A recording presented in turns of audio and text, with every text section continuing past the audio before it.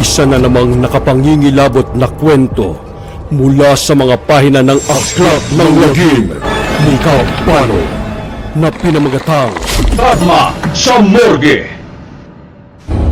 Mga kwento ng lagim ni Kabano.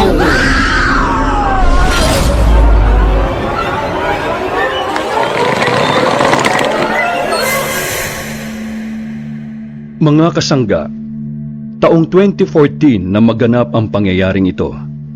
Kasalukuyang kakauwi pa lang ni Manuel galing sa trabaho bilang imbalsamador sa isang morgue. Saktong pagpasok nito sa loob ng bahay, ay kaagad na bumungad dito ang pagbubunganga ng asawa nitong si Myra. Dahil sa maliit lang na halaga ang naiabot nito ng hapong iyon. Ano ba, Manuel? Palagi na lang ba tayong ganito? Ha? Sawa-sawa na ako sa buhay na ito. Palagi na lang tayong kinakapos sa pera. Bakit hindi mo subukang dumiskarte? Maghanap ka na ibang trabaho. Hindi yung nagtsatsaga ka dyan sa trabaho mo, kakarampot lang ang kinikita. Pasensya ka na, mahal. Konting tiis pa. Balang araw, makakaahon din tayo. Hayaan mo, gagawa ko ng paraan. Susubukan kong dumiskarte. Mahinahong tugon ni Manuel sa kanyang asawa. Dapat lang. Dahil sawang-sawa na ako. Palagi na lang tayong ganito. May mga bagay din ako na gusto kong bilhin. Ngunit paano ko mabili? E dito pa lang sa gastusin sa bahay, kulang na yung kakarampot mong sinasahod. Daddy, gusto ko po yung laruan, yung cars. Katulad nung bata sa kapitbahay natin. Nahabag naman ang loob ni Manuel nang makita nito ang kanyang anak. Dahil sa hindi niya maibigay ang mga pangangailangan ng kanyang pamilya sapagkat maliit lang ang sinasahod niya bilang imbalsamador sa morgue. Isang araw, habang naglilinis si Manuel ng bangkay, ay lumapit ang isa sa mga katrabaho nito na si Arman. Alam mo pare, kahit anong kayod natin at trabaho dito, palagi pa rin tayong kinakapos eh. Kaya nga, naawa na nga ako sa pamilya ko eh. Lalo na ang anak ko. Ni hindi ko man lang maibigay sa kanila yung masaganang buhay. Ni hindi ko man lang mabili yung gusto nila. Malungkot na bumuntong hininga si Manuel. Bakit? Hindi natin subukang ibenta yung mga organs ng mga patay dito.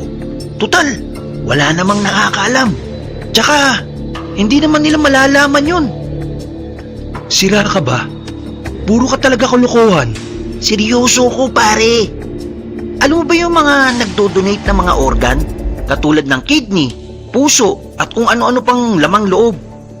Bakit hindi na lang ito mga patay ang kuhaan natin at ibigay sa mga nangangailangan? Kasi yung iba pag walang mahanap, talagang bumibili ng mga organ. Malaking halaga yun pare. Sigurado kong malaki ang kikitain natin kapag nangyari yun. Ano? Payag ka na? Saglit na nag-isip si Manuel. Sa bagay pare, tama ka. Maibibigay ko din ang mga pangangailangan ng pamilya ko. Pero, paano natin gagawin yun? May alam ka bang bibili ng organ? Yan! Yan ang kanina ko pa hinihintay na itatanong mo. May alam akong sindikatong bibili ng organ pare. Pero ang siste, may mga patay silang dadalin sa atin. At yun ang kukuhaan natin ng organ. Pagkatapos ay ipipreserve natin sa cooler at sa kanila kukunin. At dun, babayaran na nila tayo. Alam ni Manuel na iligal ang pagbebenta ng organ. Subalit, wala na itong magagawa dahil sa kahirapan ng buhay nito. Mas gugustuhin nitong pasukin na lang yon, maiahon lang nito sa kahirapan ang kanyang pamilya. Ilang araw pa ang nagdaan, ay sinimulan na ni Manuel ang iligal na gawain. Nanlaki at natuwa ang asawa nitong si Myra nang maiabot na nito ang pera. Wow, mahal! Ang laking halaga naman ito. Naku, mabibili ko na lahat ng gusto kong bilhin. Kung ganito ba naman palagi ang ibibigay mo sa akin, di hindi na ako magbubunga nga pa. Pero teka, anong klaseng racket ba yung ginagawa mo, ha? Bakit parang sobra-sobra naman yata yung perang iniabot mo sa akin? Baka naman illegal yang nararaket mo. Ano ka ba, Myra? Noong maliit lang ang inaabot kong pera sa'yo, nagre-reklamo ka. Tapos ngayon namang malaking halaga na ang ibinibigay ko sa'yo, nagre-reklamo ka pa rin. Bakit hindi ka na lang kaya magpasalamat at manahimik? Total naman, naibibigay ko na sa'yo ang lahat ng pangangailangan mo. Basta, siguraduhin mo lang na hindi galing sa masama itong perang ibinibigay mo sa akin, ha? Tumahimik na nga sa pagbubunga nga si Myra nang pumasok na sa loob ng bahay ang anak nila. Kaagad naman itong nilapitan ni Manuel at inabot ang matagal nang hinihingi na laruan ng kanyang anak. Wow, Daddy, ang ganda-ganda po ng cars. Hindi na po ako maiinggit sa kapitbahay natin dahil may toys na rin ako. Thank you po, Daddy. I love you. Pasensya ka na, anak, ha? Medyo natagalan si Daddy sa pagbili ng paborito mong laruan. Hayaan mo at ibibili pa kita ng maraming toys. Bahagyang ginulo ni Manuel ang buhok ng kanyang 9 na taong gulang na anak. Lumipas ang ilang araw, linggo at buwan, ay patuloy pa rin si Manuel at Arman sa paggawa ng iligal na gawain. Dahil sa malaki ang ibinabayad ng kanilang kliyente, kaya mas lalo pang ginanahan si Manuel sa pagtatrabaho. Sabi ko sa iyo, pare. Tiba-tiba tayo palagi kapag ganito ba naman ang trabaho natin. Abay, wala nang magiging problema dahil sa ang kliyente na magdadala ng patay dito sa atin. Pagkatapos, ang gagawin na lang natin ay maayos na tatanggalin ang organ at ililipat sa cooler upang doon i-preserve. Oo nga, pare.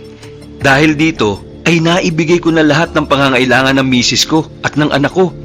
Kaya malaking tulong na talaga sa akin ang trabahong ito. Oh, siya nga pala, Arman. Talaga bang patay na itong mga tinatanggalan natin ng organ? Oo naman, pre. Yan yung mga nasagasaang tao, nadidisgrasya, at ang iba naman ay nabaril dahil sa mga ilegal na droga. Pero dahil sa takot ng mga kaanak natatakot na rin silang mag-claim dito kaya hinahayaan na lang nila yung mga yan. Ayun, pinapasunog na lang sa atin ng kliyente natin sa crematorium, yung mga bangkay na dinadala nila dito. Ganun ba? Pero teka lang, pare, kasi ang ipinagtataka ko ang dami ng dinadala dito na bangkay araw-araw. Paano kung hindi pala mga patay ang dinadala dito? Ang ibig ko sabihin, baka hindi pa patay yung dinadala ng mga kliyente dito sa morgue. Baka buhay pa itong mga taong ito. Tapos, pinapatay na lang nila para madala sa atin at makuha yung mga lamang loob nito. Ay nako, pare. Wala na akong pakialam kung saan nila kinukuha ito. Basta, ang importante sa akin, kumikita na ako ng limpak-limpak na salapi. Maraming pera. Malakas na tumawa si Manuel habang nagtatanggal ng kidney sa bangkay. Wala nang ibang iniisip si Manuel kundi ang mga salaping tinatamasa niya at panandaliang karangyaan sa buhay. Marami na rin itong naiuwing pasalubong sa pamilya niya at mga binibiling bagong gamit sa bahay nila at iba't ibang mamahaling laruan para sa anak niya. Hanggang sa hindi na namamalayan ni Manuel na nagiging ganid na siya sa pera. Kahit na may naghahanap na sa mga bangkay na dinadala sa kanila, ay ipinagsasawalang bahala na lang niya ito. At kahit na mula sa kidnapping o mula sa pagdukot na ang mga taong tinatanggalan nila ng kidney, ay wala pa rin itong pakialam. At kahit na nababalitaan ito sa TV na nauuso na naman ang mga batang dinudukot at tinatanggalan ng organ, at alam ni Manuel na yung pinagsisilbihan nitong mga kliyente ang siyang may salarin sa mga nawawalang bata, ay wala pa rin itong pakialam. Basta ang importante kay Manuel ay binabayaran siya ng malaking halaga. At ang pinakamasama pa nito ay natuto na rin itong magsugal, mambabae at nalulong na rin ito sa alak at sa masamang bisyo. Dahil sobra-sobra ang perang kinikita nito mula sa iligal na gawain. Wala na rin pakialam si Manuel kahit na palagi na silang nag-aaway ng kanyang asawa. At nasasaktan na ni Manuel ito. Dahil sa ang palaging rason ni Manuel ay naibibigay naman niya ang lahat ng pangangailangan ng pamilya niya. Tuluyan nang ang binago ng salapi ang ugali nito. Sa kabilang dako ay walang kamalay-malay ang batang si Carlo habang naglalaro sa labas ng gate nila. nang biglang may humintong sasakyan na kulay puti at tinted ang mga bintana nito. Kaagad bumaba ang isang malaking lalaki na nakatakip ang mukha nito ng panyo. Kaagad na binuhat nito si Carlo at isinakay sa loob ng sasakyan. Kahit anong pagpupumiglas ng paslit ay wala itong kalaban-laban sa lakas ng taong bumuhat sa kanya. Mami! Tulong! Mami! Mami! Daddy! Dahil sa abala si Myra sa paglilinis sa loob ng bahay nila, hindi niya narinig ang paghingi ng saklolo ng kanyang anak. Ang buong akala ni Myra ay naroon lang ang anak nito sa may garden at naglalaro. Samantala, habang ibinaba at ipinasok na sa isang masukal na bodega ang mga kabataan, ay patuloy pa rin nag-iiyak ang batang si Carlo. Gusto ko na po umuwi! Parang naawa niyo na po! Uuwi na po ako sa mami at daddy ko!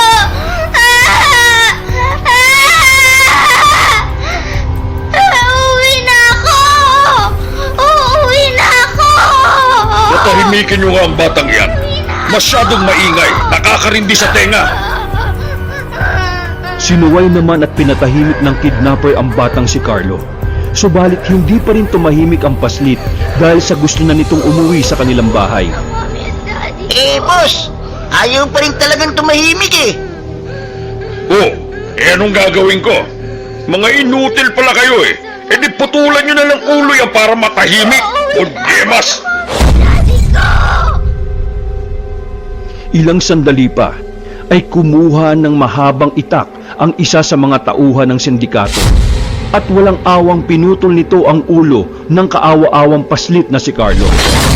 Kaagad tumilapon sa sahig ang ulo nito at sumirit ang dugo pa itaas. Unti-unti nang natumba ang katawan nito. Ipinasok naman kaagad ng isa sa mga tauhan nito ang ulo ng paslit sa sako at isinunod na ang katawan. Sa loob ng morgue, abala sa pagkuha ng organ si Manuel nang biglang may isa pang dinala na bangkay. Nang matapos ng tanggalin ni Manuel ang organ at nailagay na sa ice cooler, ay kinuha na ng kasama niyang si Arman ang wala ng lamang loob na bangkay at sinunog na yon. Hinarap naman ni Manuel ang bagong dating na bangkay. Pagkatanggal nito sa sako ay isa itong paslit na bata at pugot ang ulo nito. At tanging katawan lang ang nakuha niya dahil nasa loob pa ng sako ang ulo. Biglang nakaramdam ng kaba sa dibdib si Manuel. At biglang pumasok sa isipan nito ang anak niyang si Carlo. Halos kasing laki kasi ni Carlo ang batang paslit na walang ulo. Subalit, binaliwala na lang ni Manuel ang nararamdaman niyang ito. Dahil alam naman niya na magkasama ang asawa at anak niya. Ilang sandali pa, ay natapos na si Manuel kunin ang organ sa loob ng katawan ng bata at nilagay na niya ang organ sa loob ng cooler. Kaagad na kinuha ito ng kliyente nila at nagmamadali ng umalis. Habang abala sa paglilinis si Manuel sa kanyang mga kamay dahil sa mga dugong kumapit dito, ay biglang tumunog ang cellphone nito at nang tingnan ito ni Manuel, ay ang asawa nito pala ang tumatawag. Oh, mahal, napatawag ka. Mahal, yung anak natin si Carlo nawawala. Kanina ko pa hinahanap, pero hindi ko makita. Nalibot ko na ang buong bahay, ngunit wala ang anak natin. Kaya lumabas ako at nagtanong sa mga kapitbahay. At sabi ng kapitbahay ay, may humintong puting sasakyan sa harapan ng gate natin. At kinuha ang anak natin. Ano? Doon naisip ni Manuel na baka kaya kanina pa ito kinakabahan ay yung batang kinuhaan niya ng organ ay anak nito. Kaagad na kinuha ni Manuel ang sako at kinuha doon ang kaputol na ulo. Nang makuha na nito ang kaputol na ulo mula sa sako ay biglang nanglumo si Manuel at napaluhod. Gumuho ang mundo nito nang makita ang putol na ulo ng kanyang anak. Doon ay napahagulgol na ito ng iyak habang niyayakap ang bangkay ng paslit at ang ulo nito. Anak ko! Anak ko! Carlo! Bakit? Bakit ka nandito? Diyos ko! Anak! Patawaran mo si Daddy! Patawarin mo ako, anak. Hindi ko sinasadya. Hindi ko alam na ikaw pala ang kinukuhaan ko ng organ. Patawarin mo ako, anak. Patawarin mo ako.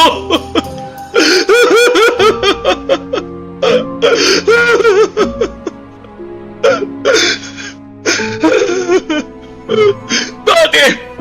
Bakit nangyari sa akin to? Gusto ko lang naman maibigay sa pamilya ko ang marangyang buhay na hindi ko natikman noon. Gusto ko lang na makitang masaya ang pamilya ko. Pero bakit ito ang naging kapalit? Bakit? Diyos ko, alam kong malaki ang nagawa kong kasalanan.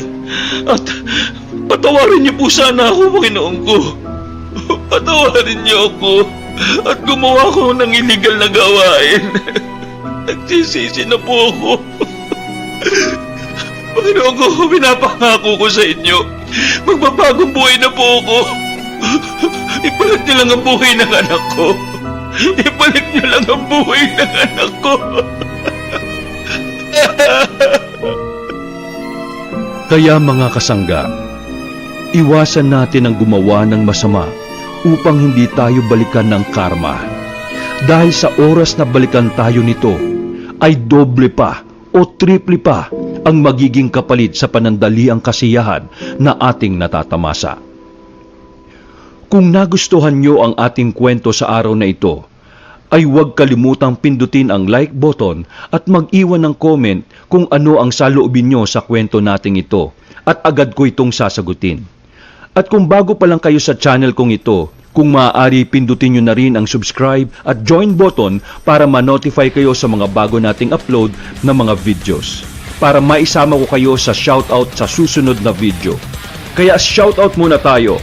Shoutout kina Yolanda Gintivano, Daigdig ng Sindak at Lagim, ang manlalakbay na manunulat, Takoyami Food Kiosk, Leonardo Manalo, Ces Watanabe, Andy Spad, Grapido TV, Sweet Escape, Amihan Grande, Jans Brusola, Deep Red, Aswang Stories, Recazali Pace, June Andre Nagar, Sid Vicious, Edralin Vergara, Sides Nathaniel Benedicto, Ampulang Dragon, Ang General, Jaymar Villarmino from Hong Kong, Marites Agrabiador, Elaine Almera, Antinig ni Gabriela, Vincent C., Ann Regala, Franz Mine Aurelianes Ramos, Granny Mayet, Ominous Cookie, Papa J, Ella Fernando, LC Sibalda, Reigns Archive PH, Angelo Candelaria, Eddie M. Mori, Fab Jai, Milagrosa Luke, Black Maria, Pauline Mosura, Kaba Horror Podcast, Vong Caballero,